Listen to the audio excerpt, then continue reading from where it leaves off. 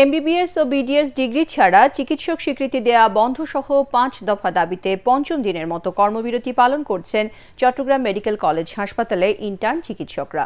এতে ব্যাহত হচ্ছে ভর্তি রোগীদের চিকিৎসা সেবা। তবে আন্দোলনের আওতামুক্ত রয়েছে জরুরি বিভাগ, অপারেশন সেবা ও বহির্বিভাগ। ইন্টার্ন চিকিৎসকদের এ কর্মসূচির সাথে একাত্মতা জানিয়েছে চট্টগ্রাম মেডিকেল কলেজের সব বর্ষের শিক্ষার্থীরা। বর্জন করেছেন ক্লাস ও পরীক্ষা। এতে কার্যত অচল কলেজের শিক্ষা কার্যক্রম।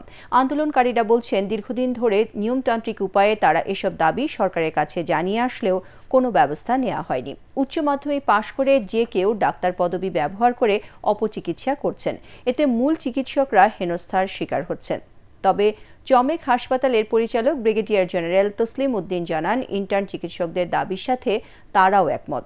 বিষয়টি সুরাহা করবে মন্ত্রণালয়। এদিকে ইন্টার্ন চিকিৎসকদের কর্মবিরতির কারণে চিকিৎসা কার্যক্রম কিছুটা ব্যাহত হলেও হাসপাতালের ডাক্তার ও নার্সদের বাড়তি ডিউটির মাধ্যমে চিকিৎসা সেবা চালিয়ে যাচ্ছে বলে জানিয়েছেন পরিচালক।